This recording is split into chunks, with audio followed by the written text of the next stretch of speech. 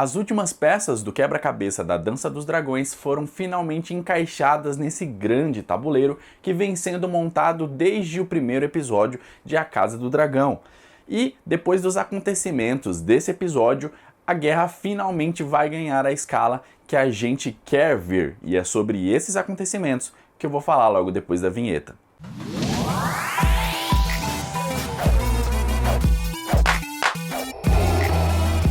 Saudações antarianos e antarianas, eu sou o Gustavo Lopes, seja muito bem-vindo se você já é inscrito, se você não é e etc. Eu preciso lembrar vocês sempre de que este vídeo aqui vai conter spoilers, eu vou fazer uma análise e ela não vai ser sem spoilers, então vou falar desse episódio, vou falar dos livros, vou falar dos episódios passados, vou falar de inclusive coisas que podem acontecer ainda nesta temporada. Então, se você não quer spoiler, este não é o melhor vídeo para você. Nós temos outros vídeos sem spoilers que você pode assistir. Então, agora, a partir de agora, continue por sua própria conta e risco.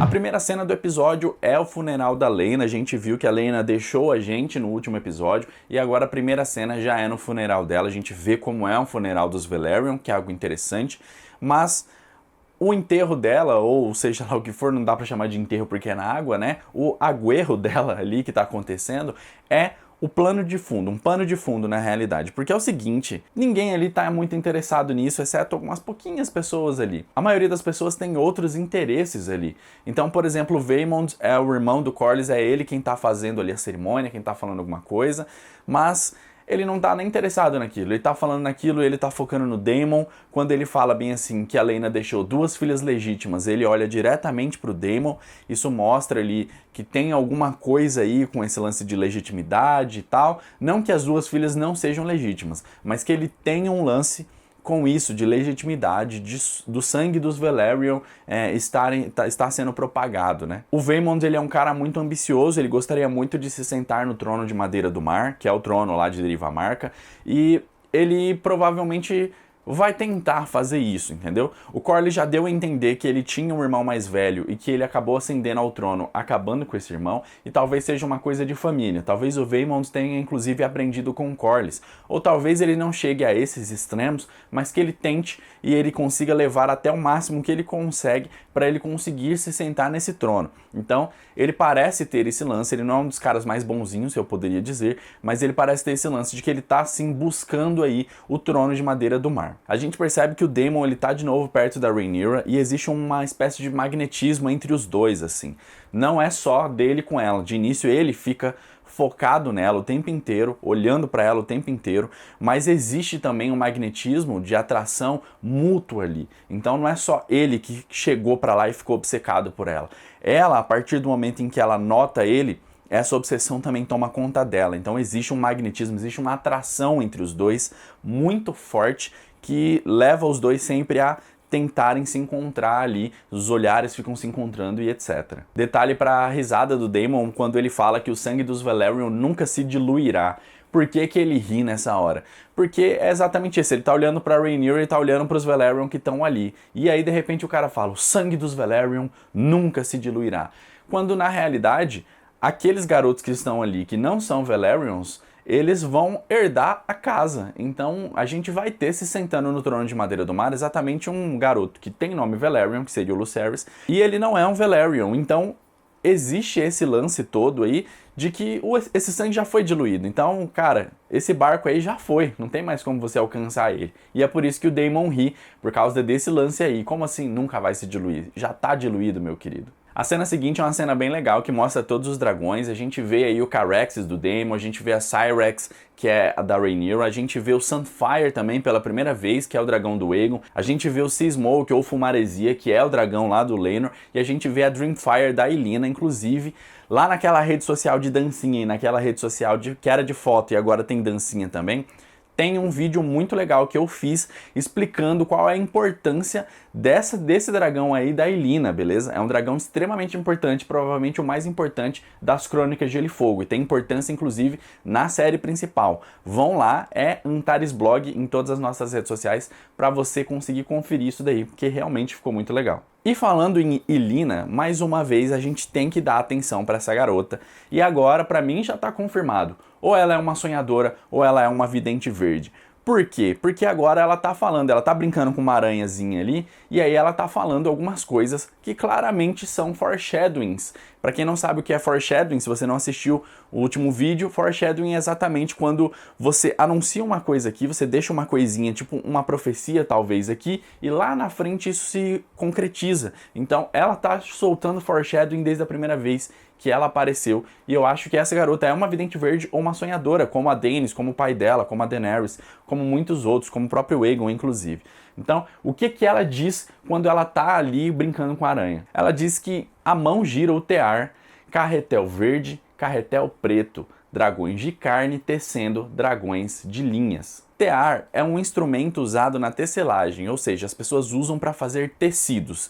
Então você tem o carretel de linha, e carretel é aquele negócio onde a linha fica enrolada, você coloca lá e você vai pegando essas linhas e o tear é o responsável por a gente juntar essas linhas e formar um tecido. Então o que ela está falando é o seguinte, que tem uma mão que ela está manipulando esse instrumento de fazer tecidos. E existe uma linha verde, existe uma linha preta e que dragões de carne estão forjando dragões de linhas. Então vamos separar aqui por partes, igual a gente faz com frango. É o seguinte, a mão gira o tear, para mim é uma referência a Otto Hightower. Por que a mão gira o tear? Porque ele é a mão do rei e foi ele que começou toda essa patifaria, entendeu? Foi ele que manipulou as coisas, então a mão que está manipulando ali as coisas. Então ele foi lá, ele começou a manipular tudo desde o início, ele fez com que o rei se casasse com a Alicent, ele treinou a Alicent para que o Aegon fosse o cara que vai assumir o trono, então ele está manipulando as coisas ali desde o início. E aí depois, quando ela fala que tem um carretel verde e um carretel preto, obviamente é uma referência aos times que foram formados. Então a essa cisão, a essa ruptura que aconteceu dentro da casa Targaryen, que acabou dividindo em duas linhas diferentes, a linha dos verdes e a linha dos pretos. Então para mim essa primeira parte, a mão gira o tear, carretel verde, carretel preto, é uma referência ao passado e talvez ao presente também. Por quê? Porque a gente está falando do que aconteceu com o Otto e a gente está falando do que está acontecendo com essa cisão desses dois times que foram criados. Dragões de carne forjando dragões de linha já é mais difícil. A primeira coisa que eu posso pensar é que a gente tem dragões verdadeiros, Targaryens legítimos, que estão gerando Targaryens falsos. Essa é a primeira impressão. E isso nos remeteria a Daemon e Rhaenyra, porque eles são os dragões verdadeiros, Targaryens verdadeiros, que eles estão ali criando as crianças da Rhaenyra que são bastardos, ou seja, eles são falsos. Só que eu não acredito que é esse o significado, porque para mim é um significado muito fraco e muito vazio, não tem uma grande expressão para o resto da saga. Eu acredito que na realidade isso é uma previsão de fato do futuro, do que vai acontecer, porque é o seguinte, ela falou sobre uma mão manipulando e sobre os dois times ali que vão se enfrentar. E a partir desse momento a gente tem a casa Targaryen, que são dragões verdadeiros, são dragões de carne, divididos que vão entrar em guerra. E isso vai levar com que os dragões todos sejam extintos. E no final, os dragões Targaryen só vão sobrar nos panos, nas tapeçarias, no logo da casa. Então é isso que ela está querendo dizer. Que essa guerra vai acabar com a casa. A guerra vai fazer com que os dragões de verdade que existem agora morram todos e só sobrem os dragões de pano. Então os dragões de verdade, que são os Targaryen, estão entrando em guerra e agora eles estão forjando isso.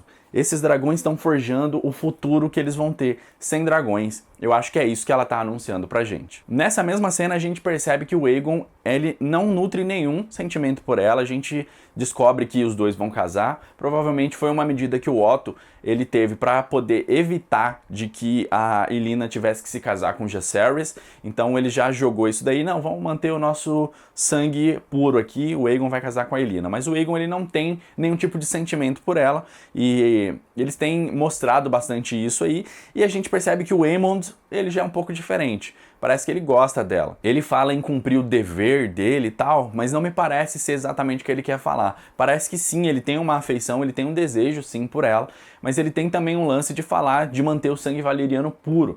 É para manter o nosso sangue valeriano puro. Então, a gente pode estar vendo aí uma relação interessante, porque o Aegon não vai estar interessado na esposa dele, e a gente pode ter o Aemond talvez muito interessado na esposa do Aegon. Então, a gente pode ver uma relação estranha acontecendo aí. A gente pode ver uma relação onde quem tá casado não se interessa, o cara que não tá casado é quem se interessa, e vira uma bagunça e vira um sururu mesmo. Agora, a cena que mais me surpreendeu nesse episódio é essa cena aqui de você dando like nesse vídeo.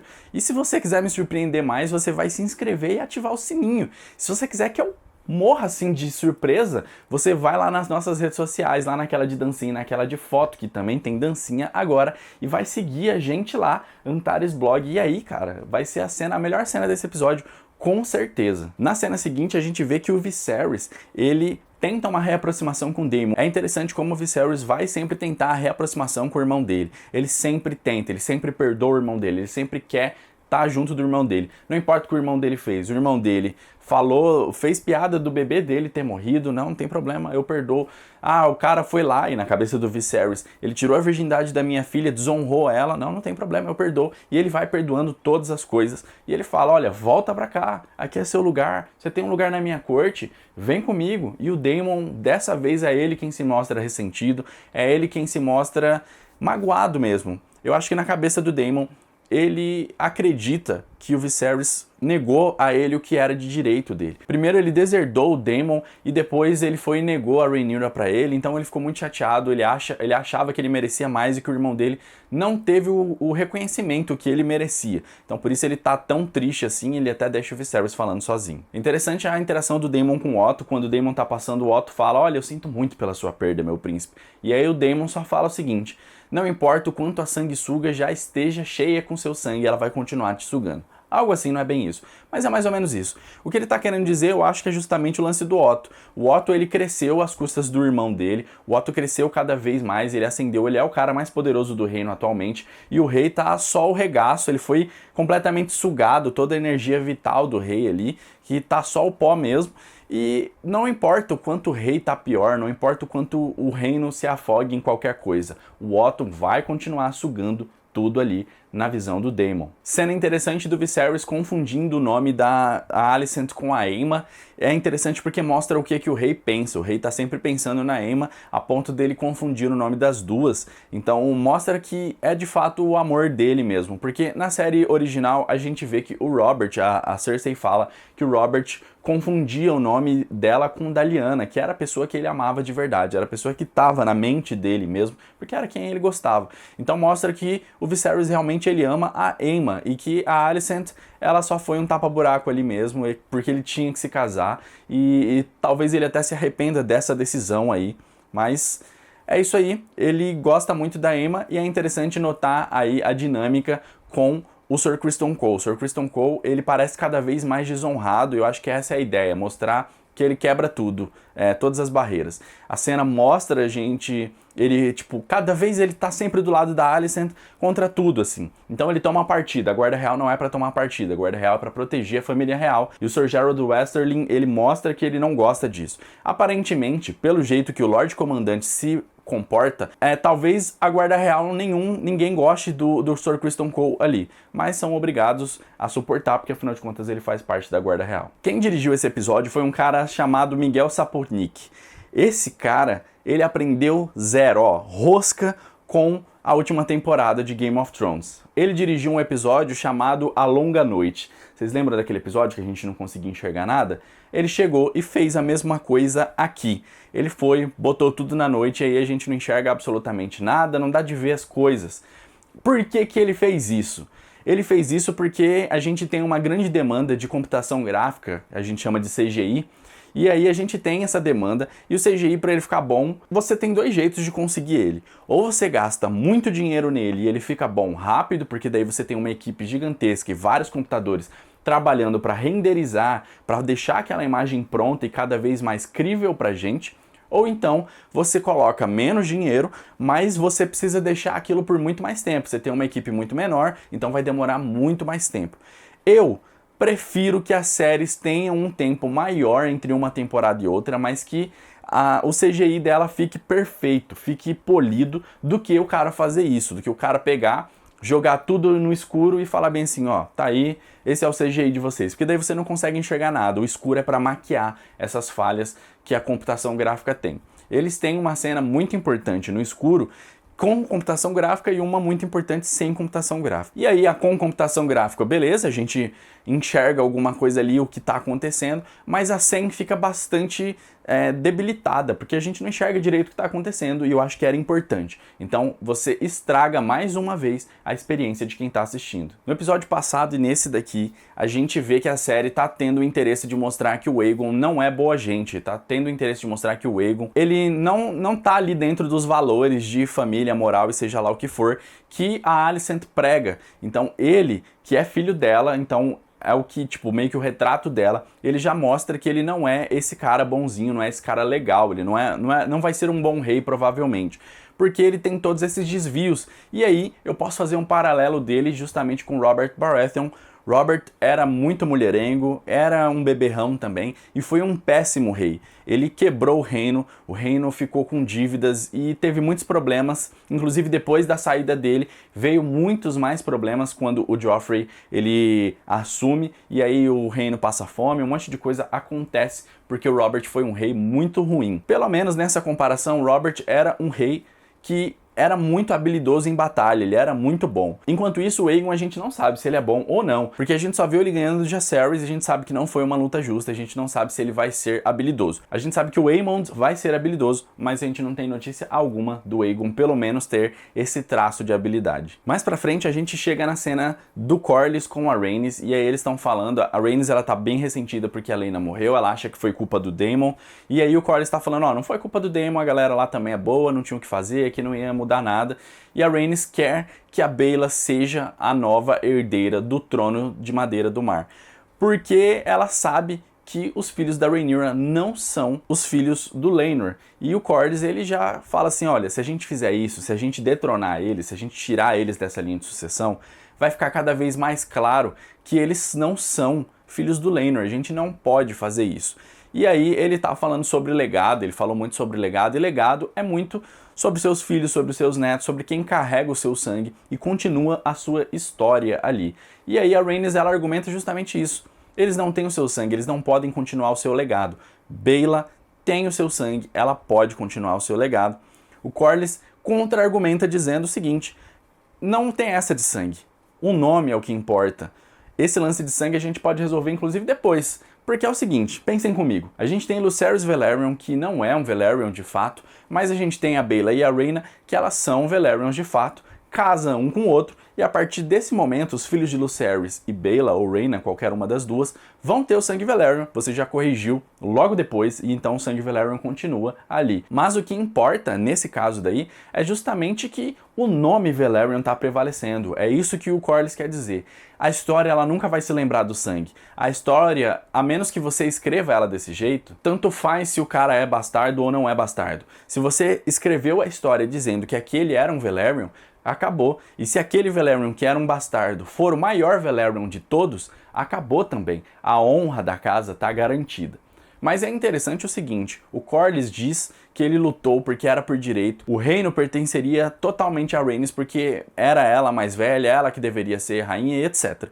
Mas o lance é que agora ele tem uma escolha parecida para fazer, ele pode colocar a Baela e ele pode colocar o Lucerys. O Lucerys é mais jovem do que a Baela e isso é bem evidente, mas ele opta por não, e aí a gente não sabe, porque a gente não viu o Lucerys tendo nenhum lampejo de brilhantismo para dizer que o Lucerys vai ser quem vai com certeza levar a Casa Velaryon a uma glória maior do que ela já tem. Assim como a gente também não viu da Baela. Então ele está fazendo essa escolha única e exclusivamente pelo sexo, então ele está mostrando que na realidade ele não queria justiça nenhuma pela mulher dele. Ele só quer o dele mesmo, ele só quer fazer o dele. Ele não tá combatendo nada de injustiça. Ele quer o venha a nós, ele quer só se dar bem. Na cena seguinte, a gente vê a Rhaenyra e o Daemon pela primeira vez ali juntos, ela tá desabafando com ele. A gente percebia que tinha uma eletricidade no ar, existia muito isso. Então, primeiro o Daemon tá olhando pra ela muito fixo, daí ela olha e ela até perde meio que a compostura assim, a ponto do pai dela olhar e aí ela tem que disfarçar. Depois ela vai de novo olhar pra ele e aí a Alicent tá olhando, ela precisa de novo opa, não, vamos dar um jeito aqui. E ela fica várias vezes olhando pra ele, tem sempre ele rondando, meio que orbitando ele, tentando chegar cada vez mais perto.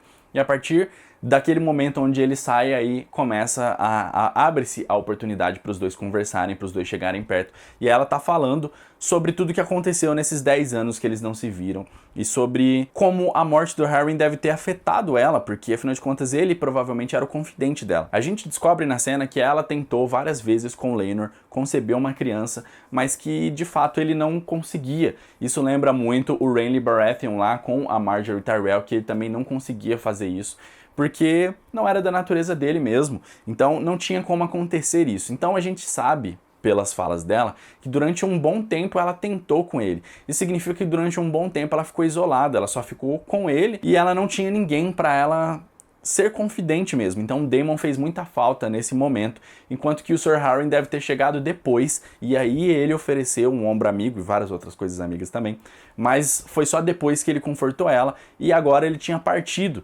Então era uma dor muito grande, porque quando ele morreu, ela não sabia que o Daemon ia voltar, então ela deve ter sofrido muito, porque ela tinha perdido justamente o cara que ia mais confortar ela. É interessante ela falar sobre a maldição do castelo de Harrenhal e o Daemon alertar ela, porque ele fala assim, olha, essa maldição não existe, mas o Otto aproveitaria. E aí ela fala assim, não, a Alicent ela nunca faria isso. E aí, paralelo estabelecido aqui pra gente falar sobre ele. Exatamente a mesma coisa que a Alicent faz lá no episódio 5, aliás, no episódio 4, a Rhaenyra tá fazendo aqui nesse episódio 7, porque a Alicent, ela defende a Rhaenyra com unhas e dentes e ela fala, não, a Rhaenyra ela nunca faria isso, você deve estar errado e etc. E agora o Daemon tá dando uma informação pra ela, mais ou menos assim, no mesmo nível, digamos assim, uma coisa errada, muito errada aconteceu, e a Rhaenyra tá falando, não, a Alicent nunca seria capaz de fazer isso. Então a gente tem esse paralelo aqui. A gente tem pessoas aconselhando, por mais que o Daemon não saiba que não foi o Otto e sim o Larys Strong que fez isso,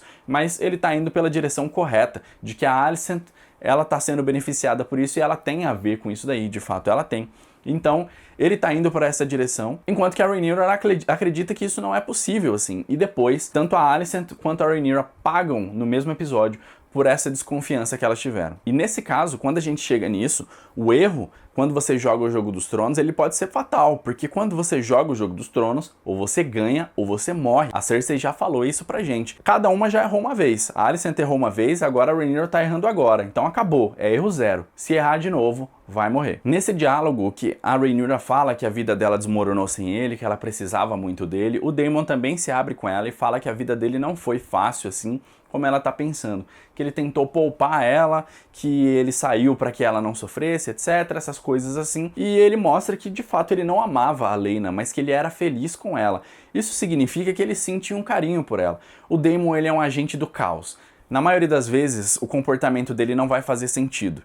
Exceto aquele último episódio, que pra mim o erro foi sim de direção, porque mesmo ele sendo um agente do caos, alguma coisa tinha que acontecer ali, principalmente porque agora, quando ele tá com a Rhaenyra, às vezes que ele esteve com a Rhaenyra, a gente percebe que ele não é esse agente do caos. Com ela, ele é outra pessoa, porque existe uma relação de fato, de verdade com ela. Então ele fala pra ela as coisas, ele explica pra ela as coisas, ele fala do jeito que tem que ser e ele não mente, ele não esconde as coisas. Sempre ele foi desarmado por ela. Então no primeiro episódio, quando ela tá sofrendo porque ela perdeu a mãe, o Daemon vai lá e mostra um carinho pra ela, ele vai lá e fala, olha, as pessoas estão precisando de você, e aí ele dá uma palavra de conforto quando ela se sente triste porque o pai dela não queria ela.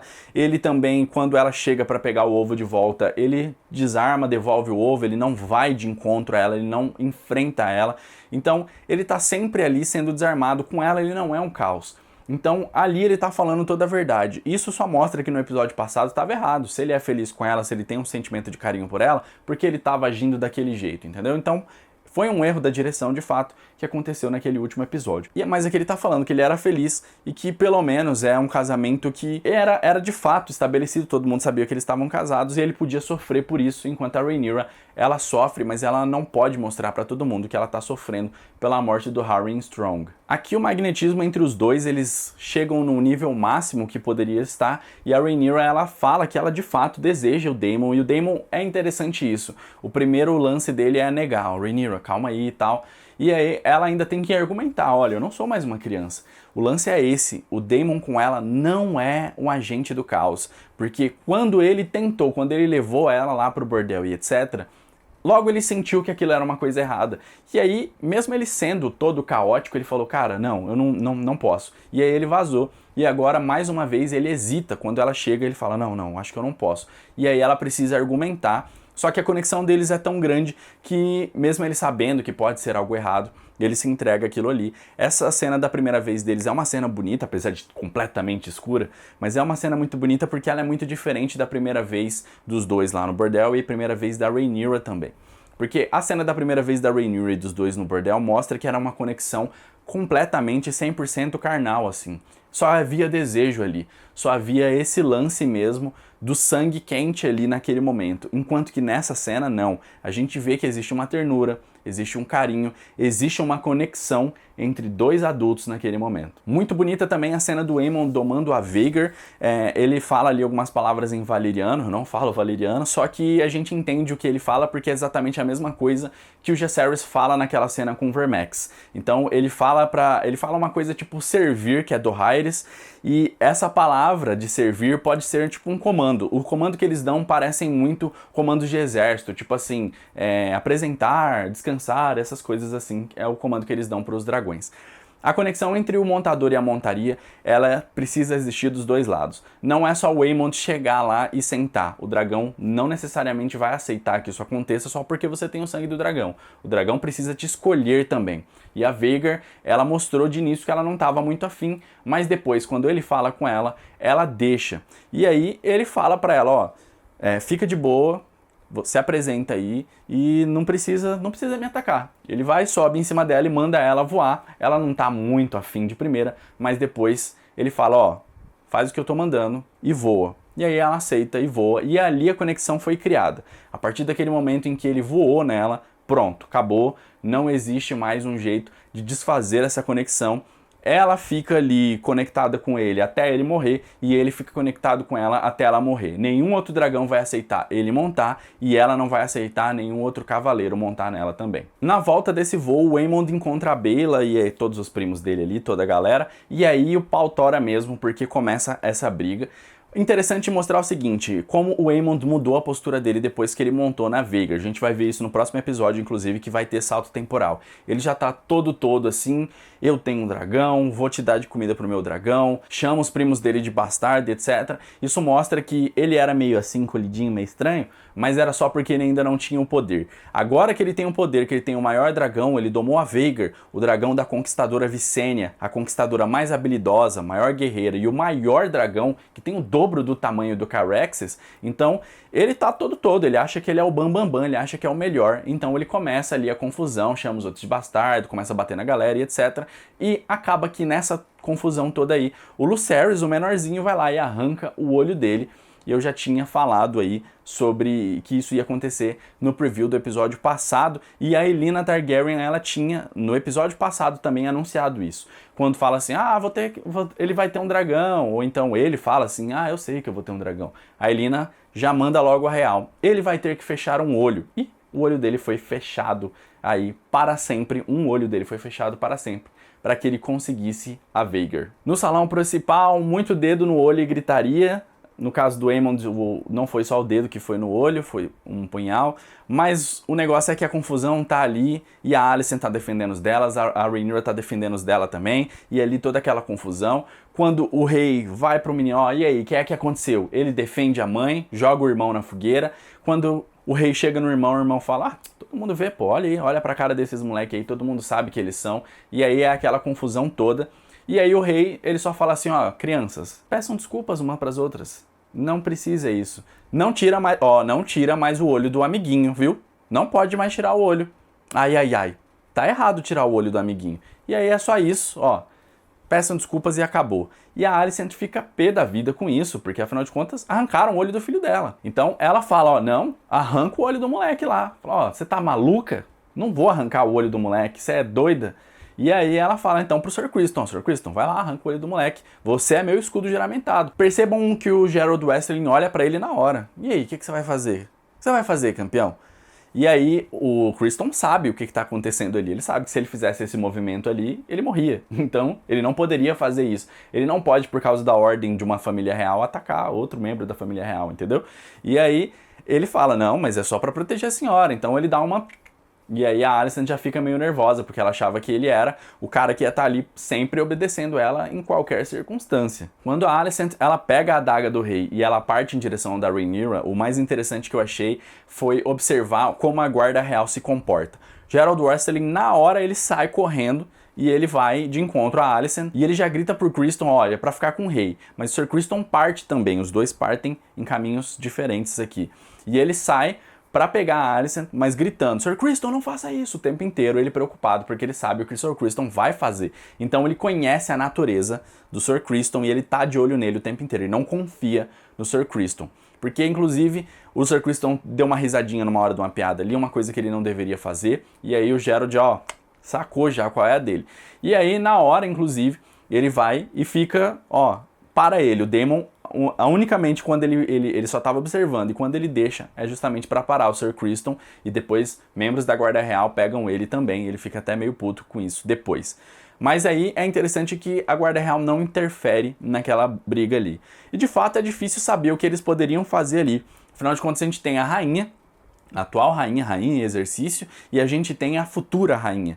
Então é difícil saber, e aí, o que eu faço? O que eu posso fazer ali? O ideal seria uma forma de separar as duas, mas como as duas estavam naquele momento ali daquele jeito, separar uma ou outra podia acabar resultando em você machucar uma das duas. Então eles decidiram parar ali e só esperar ver o que acontecia. Nessa cena, inclusive, a Alicent, ela revela muito sobre ela. Ela revela que ela tem um ressentimento muito grande pela vida dela. Ela fala que ela sempre foi a boa filha, ela sempre fez tudo, ela sempre defendeu a família, ela sempre obedeceu, ela sempre estava ali seguindo, fazendo o papel dela. Enquanto isso, a Rhaenyra, ela podia fazer o que ela queria. Ela estava de boa, ela podia fazer o que ela quiser, transgredir o quanto ela quisesse, ela podia sair de noite para putanhar, ela podia fazer qualquer coisa. E nada nunca acontecia com ela. E dessa vez, o filho da Rhaenyra arranca o olho do filho da Alicent e mesmo assim a Rhaenyra sai impune. Então ela mostra que existe um ressentimento muito grande e a Rhaenyra logo dá uma invertida gigantesca nela, mostrando, ah, então é isso, né? Esse papelzinho que você fazia aí, você tá cansada dele. Todo mundo agora tá vendo quem você é, que você é essa pessoa ruim, que você não é quem você fingia ser. Foi uma invertida genial da Rhaenyra e esse é o turning point, na minha opinião, é o ponto de virada da Rhaenyra. Quando ela percebe que a Alicent é capaz sim de fazer qualquer coisa, ela viu aquilo que o Daemon tinha falado e ali ela fala, é mais ou menos o que aconteceu quando a Alicent descobre o que a Rhaenyra fez com o Sir Criston. Então, aquele lance ali foram os dois turning points dela, são os dois paralelos, os dois fatos que aconteceram que mudaram a cabeça das duas. E a partir daí, a Rhaenyra, de fato, entra pro jogo dos tronos, pro tudo ou nada. Logo depois a gente vê a cena, a Alicent e o Otto, os dois estão conversando ali, e a gente já sabia o que o Otto ia achar disso, ele ia achar muito bom esse lance todo aí, mas o que eu quero destacar aqui é como a Alicent foi genial em analisar tudo o que aconteceu. Quando o pai dela chega, ela simplesmente joga a análise na cara dele. Mostra como o Otto criou ela, como ele fez com que ela fosse um robô, basicamente. Então, foi como se ela estivesse de fora, analisando tudo que estava acontecendo ali. Então, foi uma coisa absurda. Ela analisou tudo, ela sabe o que a Rhaenyra fez, ela sabe o que ela fez, ela sabe o que o rei sentiu, ela sabe o que as pessoas em volta sentiram, ela sabe o que o reino vai pensar dela, ela sabe de absolutamente tudo. Isso mostra o quanto ela é inteligente jogando o Jogo dos Tronos. Depois, mais pra frente, o Larys Strong tá conversando com a Alicent. Essa cena é interessante pelo seguinte, a pergunta que eu preciso fazer pra vocês é, o que caçambas o Larys Strong tá fazendo aqui? Não faz sentido ele tá aqui. Por que ele tá aqui? O pai e o irmão dele morreram, certo? Era pra ele estar em Harrenhal. Ah não, mas Harrenhal é amaldiçoado, então por isso ele não quis ir, a desculpa dele, né? Beleza, mas por que ele tá lá? Que relações ele tem com os Velaryon? Que relações ele tem? Teoricamente ele não tem nenhuma relação muito forte com a Alicent, porque afinal de contas ele é um mestre de sussurros dela, ele não pode estar o tempo inteiro com ela, assim. Tanto que ele fica sempre de longe observando. Então por que ele tá aqui? Eles só colocaram ele aqui pra fazer aquela cena. Ah, e aí, eu tô aqui pra servir, se você quiser que eu arranque o olho do moleque, eu arranco o olho. E aí a resposta dela é, ó, agora não precisa, mas eu vou precisar no futuro. É interessante a resposta dela só. Porque o que ele, a parte dele a gente já sabia, o que ele fez no último episódio mostra isso. Ele matou o pai e o irmão dele por ela. Ele faria qualquer coisa por ela. Eu acho que isso já ficou claro, não precisava nem ele falar. Olha, eu faço qualquer coisa por você. Falar, rapaz, você tinha matado seu pai e seu irmão, eu não tinha notado. Ainda bem que você falou. Então a gente já sabia da parte dele. A parte dela mostra essa mudança. Da primeira vez ela fica transtornada, porque o cara matou a galera, e dessa vez ela fala assim, beleza, eu vou precisar mesmo de você no futuro. Então é interessante para ter essa mudança, mas a gente podia ver em outro episódio, a gente podia ter visto no episódio passado, a gente podia ter visto em qualquer lugar, não precisava ser exatamente aqui. Do outro lado ali, a gente vê uma nova aliança se formando. Daemon Targaryen e Rhaenyra Targaryen formam aliança. A Rhaenyra tá ali falando pra ele esse lance todo aí de que ele precisa estar do lado dela.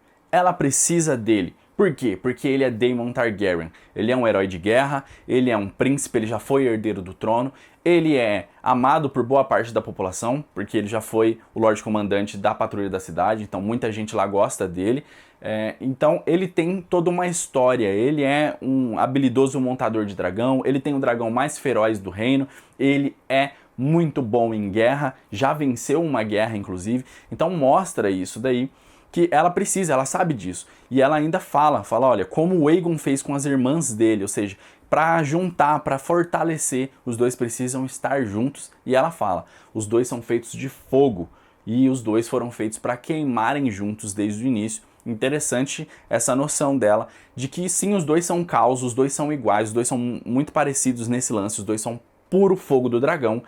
E ela percebe que os dois estavam interligados desde o início, os dois foram feitos para que eles ficassem juntos. Então ela nota esse lance todo aí e é por isso que ela pede a ajuda dele. Ela diz que ela não quer ser uma tirana, ela diz que ela não quer governar pelo medo. E aí o Daemon responde para ela que um tirano de fato só governa pelo medo, mas o bom governante precisa sim do medo. Tem que ser amado, tem que ser respeitado, mas acima de tudo tem sim que ter o medo ali para dominar as pessoas. Isso aí é o Príncipe de Maquiavel e mostra que com certeza Daemon Targaryen leu O Príncipe. Então vamos lá. A cena mais comentada do episódio, muita gente gostou, a maioria eu acho das pessoas gostaram, alguns outros ali eu vi que não gostaram, que é o teatrinho que o Laenor faz. É na cara sim que quem armou isso daí foi o Daemon e a Rhaenyra, porque a gente vê que tem um teatrinho, chega lá, o que você está fazendo aqui? Parece meio que o Chaves e a Chiquinha, assim, fazendo o teatrinho deles, sabe? Então, é aquele lance ali de teatro, ficou daquele jeito, eles lutaram ali, e aí tava na cara do que ia acontecer. Por quê? Porque o Daemon simplesmente chega e mata um cara, e é justamente esse corpo que depois é atirado lá no fogo, para que finjam que esse cara daí é o Laenor. E aí, a Rhaenyra, enquanto tá comentando, tá passando essa cena e a Rhaenyra e o Daemon estão conversando e aí eles falam justamente isso. A Rhaenyra fala, mas todo mundo vai achar que fui eu, vão me culpar por isso e vai custar ao Lord Corlys e a princesa Rhaenys o único filho deles. E ela não fala vai custar a vida, vai custar ele só, é só a presença dele. Então mostra que de fato esse era o plano mesmo, desde o início. Então eles armaram esse lance aí todo e fizeram tudo para que no final o Laenor pudesse escapar com o Carl lá e aí desse tudo certo na vida deles. E aí nesse lance, quando a Rhaenyra fala assim, olha, todo mundo vai me culpar. Ele fala que é até bom. O Daemon fala, é até bom, porque assim eles vão achar que a gente é capaz de tudo e eles vão temer a gente por isso. Na cabeça deles é uma situação onde eles estão no ganha-ganha. Eles estão ganhando de qualquer jeito ali. Nos livros, isso é diferente. O Laenor morre mesmo, de fato. E aí você que lê os livros ou leu alguma informação pode falar, mas Gustavo, os livros são narrados por pessoas. Essas pessoas que narraram não sabiam que o Laenor tinha escapado. Então, provavelmente, ele de fato, não morreu. Ele simplesmente saiu mesmo e as pessoas acham que ele morreu. Só que não. Por quê? A gente tem um problema nisso daí. E se chama Sea Smoke ou Fumaresia, o dragão de Laenor Velaryon. Durante a Dança dos Dragões, o Jaehaerys, o filho mais velho da Rhaenyra, ele percebe que tem vários dragões ali em Pedra do Dragão, e aí esses dragões estão sem ninguém para montar. E aí ele vai e oferece para todo mundo que é bastardo Targaryen, e tem vários no reino, e fala, olha, se vocês conseguirem domar um dragão, eu dou para vocês títulos de nobreza, eu dou ouro, eu dou muita coisa. Muita gente vem para domar esses dragões. Uma dessas pessoas é um cara chamado Adam the Who. Esse cara é, teoricamente, um bastardo de Laenor Velaryon, porque ele falou lá no episódio quando ele vai se casar com a Rhaenyra que ele provou um pouquinho de pato também. Ele não provou só ganso. Então ele mostra que ele já teve ali uns lances com os patos, entendeu? Então nesse lance com o pato que ele teve, que ele estava testando ali para ver se alguma coisa acontecia, nasce Adam the Who. E depois esse cara acaba domando justamente o Fumaresia, o Sea Smoke, que era o dragão do Laenor. E isso faz com que o Lord Corlys perceba que sim, esse moleque é mesmo filho do Laenor. E aí esse moleque, Adam the Who, vira Adam Velaryon, ou seja, ele é um bastardo que é reconhecido pela coroa. E aí a gente tem esse personagem que é um personagem muito importante, que se o Laenor não morreu, corta ele, porque ele não vai poder domar o Sea Smoke, ele não vai conseguir fazer isso, porque o Sea Smoke já tem um montador. E aí também tem o lance do Sea Smoke, a série dá a entender, as duas séries dão a entender, que o dragão, quando você doma ele, você tem uma ligação telepática com ele, e que o dragão precisa estar relativamente perto de você. Tanto que o dragão atende o chamado do montador toda vez que ele está parado, então o dragão vem até ele, até o montador, para que ele possa ser montado. Então, provavelmente o Sea Smoke iria perseguir. Não existiam muitos dragões nessa época aí, existiam alguns poucos só lá em Westeros, e o Sea Smoke era um dragão que qualquer pessoa vê e sabe que é ele, entendeu? Então saber que ele tá ali já mostra que existe alguma coisa acontecendo, então poderia revelar para todo mundo que o Laenor tá naquele lugar. E aí, para eles consertarem tudo isso, eles vão ter que fazer algumas coisas. Primeiro, o Laenor vai morrer fora de cena durante um salto temporal ou na temporada que vem, alguma coisa assim. E aí, pra mim, eles foram só cagões, eles foram só medrosos, que eles não quiseram matar na nossa frente um personagem que é gay e preto. E aí, pra mim, cara, se tá no livro isso daí, por que não fazer? Por que esse medo de fazer isso daí?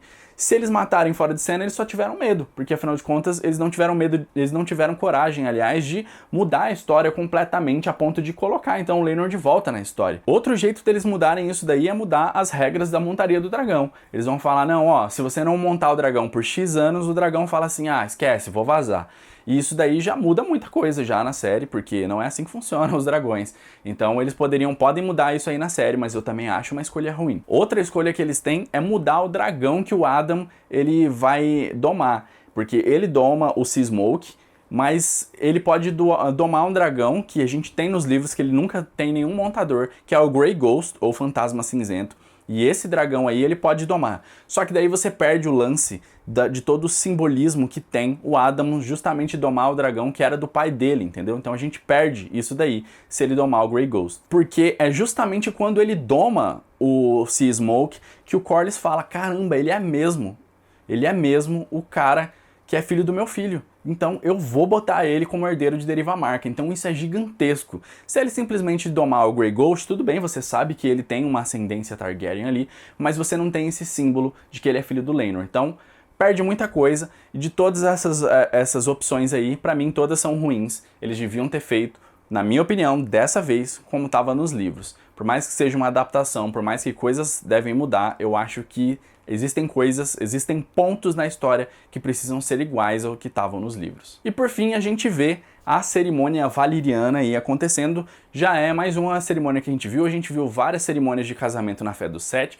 a gente viu a cerimônia da Sansa, que é do estilo mais dos nortistas, mas não, né? O estilo dos nortistas. E agora a gente vê a cerimônia valeriana ali, eles pegando vidro de dragão pra cortar a mão, tem um lance de sangue e tal, cacete, porque é fogo e sangue, então é por isso que tem todo esse lance. É uma cerimônia bem diferente, bem diferentona, mas é aí, agora, Daemon Targaryen e Rhaenyra Targaryen estão unidos como um único aqui, ó, um só personagem, um só na carne, no sangue e o caramba. E porque é isso aí que significa um casamento, né?